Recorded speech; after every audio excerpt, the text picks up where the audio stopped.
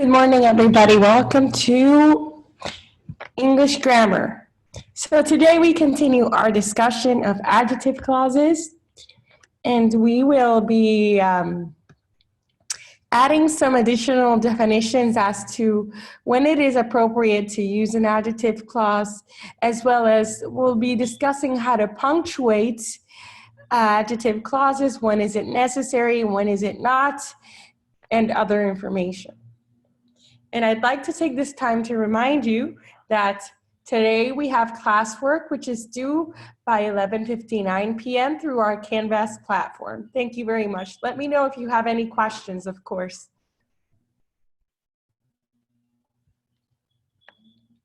So today's class will be relatively short.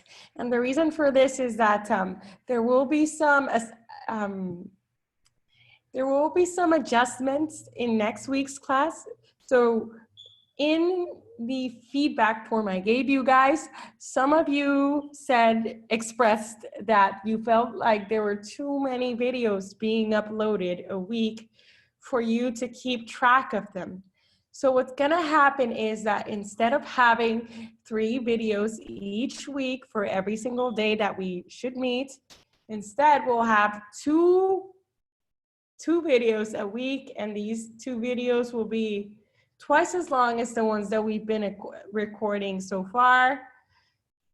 And Fridays will be exclusively classwork, just the same way which we've been doing now with classwork, but without the actual video as well.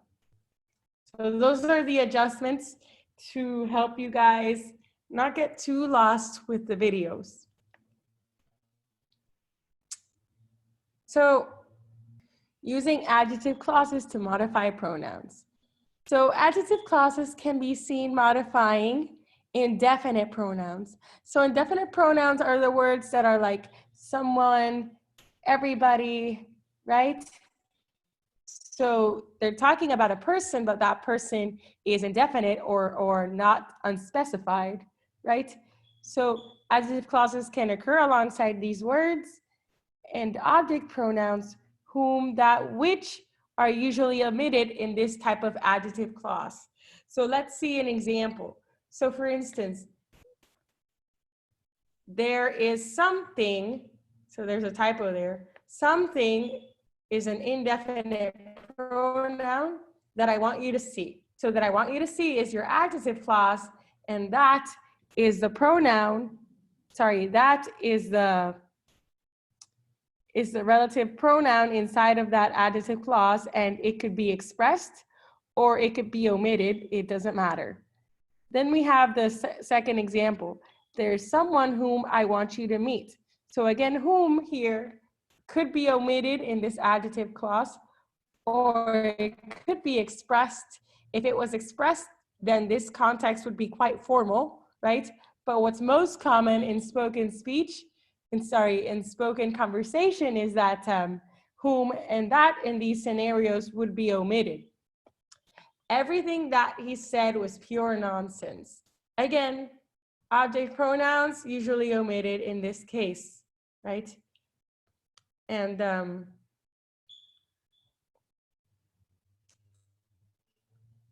then we have anybody who wants to come is welcome. But in this case, it's not an object pronoun. It's referring to a person, and an indefinite person at that. So in this case, who is not omitted. But notice how whom is omitted in this case. But that's because whom is following an object. But in here, who is part of the subject, so it cannot be omitted, okay? So it can modify an indefinite pronoun and be expressed or not expressed. And it is expressed according to whether it modifies the object or it modifies the subject. Then we have adjective clauses that can modify words like the ones and those. So Paula was the one I knew, the only one I knew at the party. So here we have the only one, and then implicitly here there's a that I knew at the party. So Paula was the only one that I knew at the party. This is the adjective clause. The only one is our indefinite person, right? Scholarships are available for those who need financial assistance. Again, that here is explicit, but it can combine with those and the only one, but it's explicit. Sorry, it's implicit, it's omitted. So adjective clauses are almost never used to modify personal pronouns. So native English speakers wouldn't say, for instance, I, who am a student at this school, come from a country in Asia.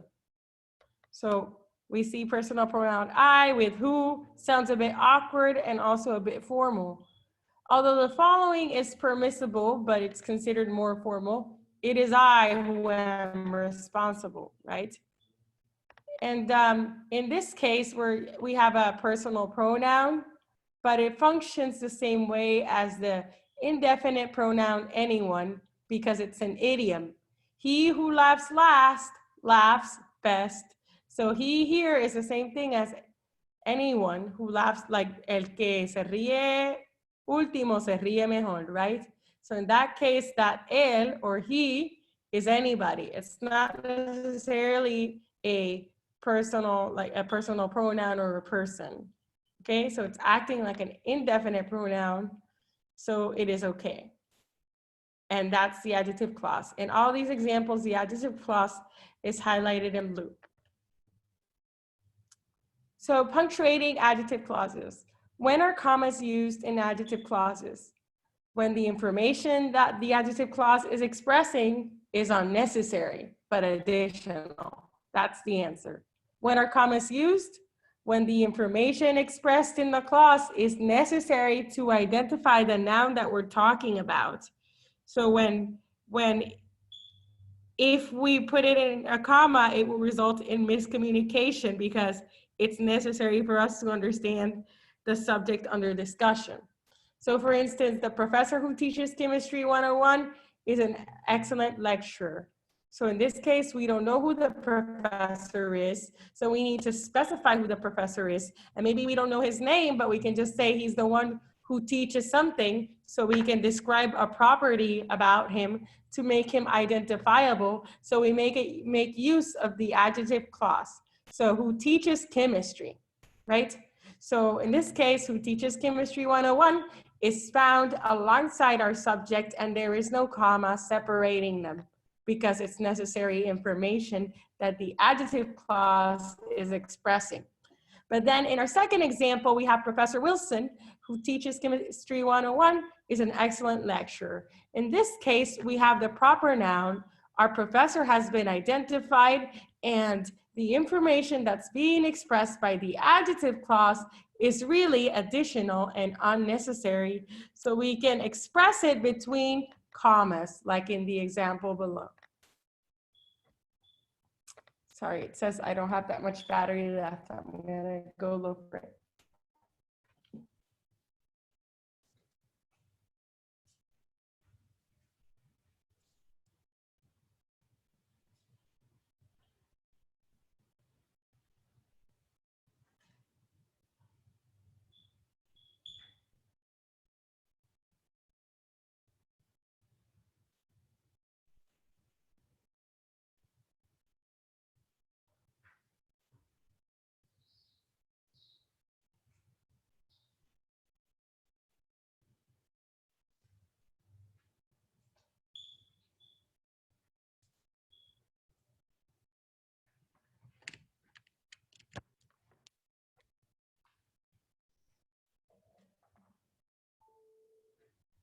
I'm going to pause this recording for a moment. Sorry.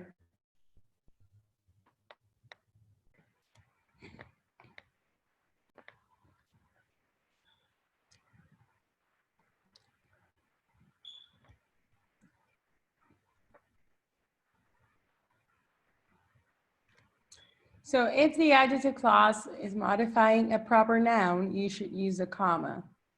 So remember that a proper noun is the name of a person, country, company, that they can stand on their own, and they're their own noun phrase.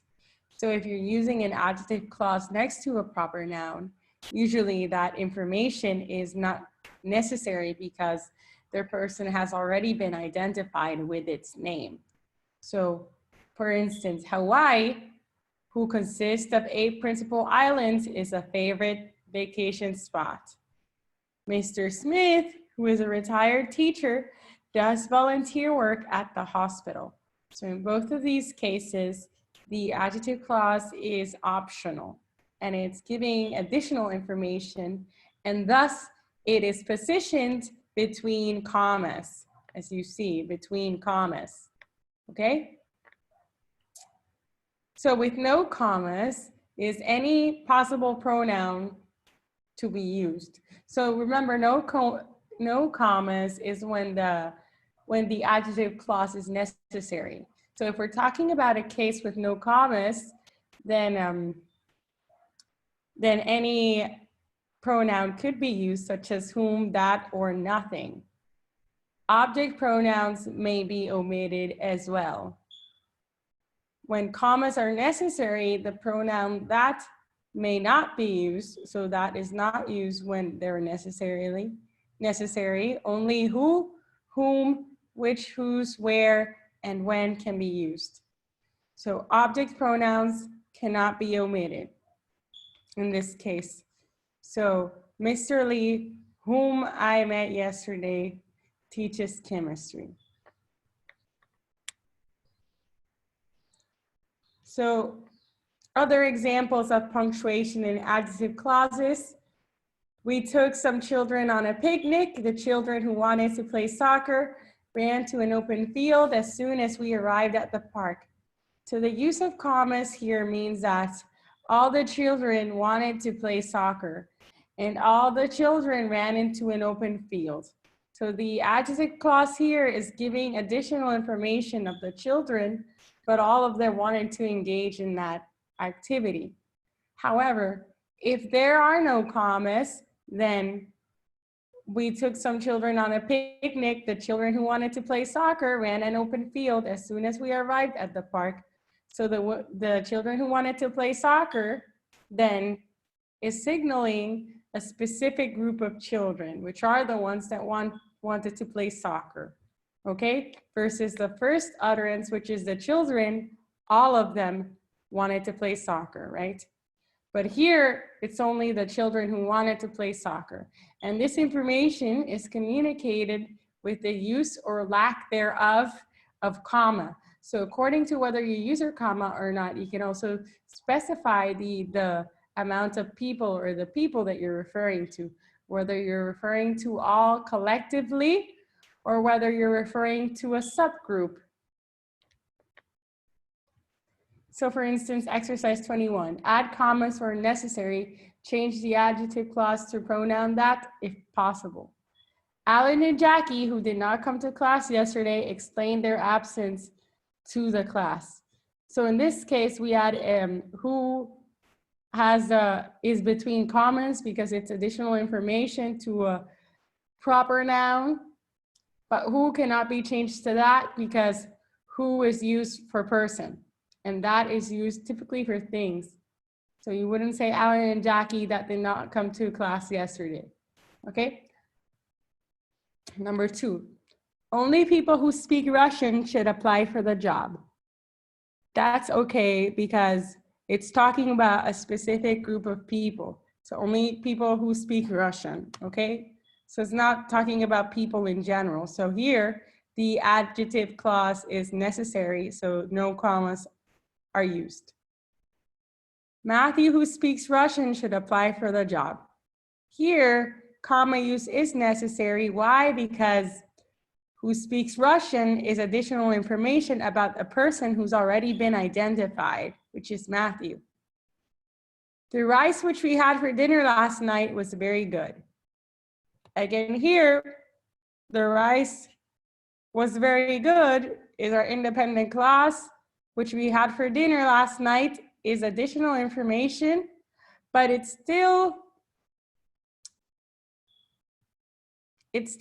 could be used with comma or without comma.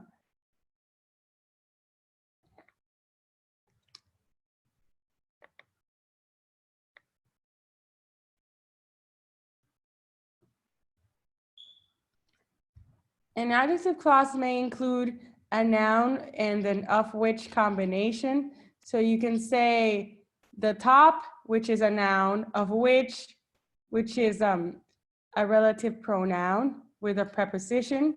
So this combination of which carries the same meaning as whose.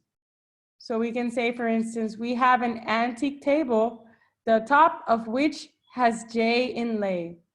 Jade inlay. So jade is a stone that's found on top of this antique table. So the top noun alongside of which is functioning the same way as whose. So the top of whose, or the top whose has jade inlay.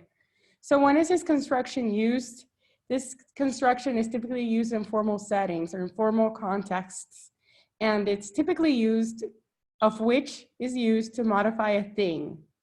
Or talking about things and not people. The pronouns that and this can refer to the idea of a whole sentence as well. So we can join two separate independent clauses together by using pronouns that and this. And we can also join two separate sentences together using the pronoun which. So we can have the sentence one that was late, that surprised me, and join it together with which one was late, which surprised me. So the usage of which to modify a whole sentence, or to, in which case we're modifying that surprised me with which, is informal and occurs most frequently in spoken English. This structure is generally not appropriate for formal writing. Usually formal writing prefers two separate sentences. Whenever it is written, however, it is preceded by a comma, so we have a comma there, to reflect there's a pause in speech. So you can have, my roommate never picks up after himself, this irritates me. So my roommate never picks up after himself, which irritates me. Mrs. Lugo responded to my email right away. I appreciated that very much. Mrs. Lugo responded to my email right away, which I appreciated very much. And that's the end.